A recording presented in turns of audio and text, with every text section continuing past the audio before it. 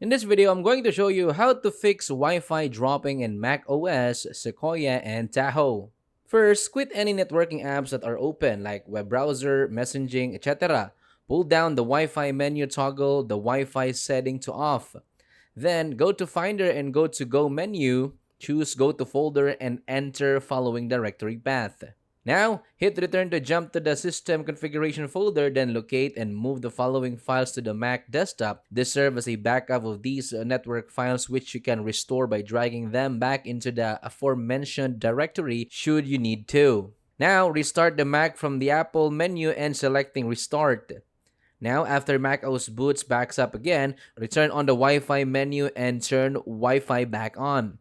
Then, select your Wi-Fi router from drop-down list to connect your wireless network as usual. And finally, open a web browser and confirm that your internet access is working as usual. And that's it. That's how to fix Wi-Fi dropping in macOS Sequoia and Tahoe.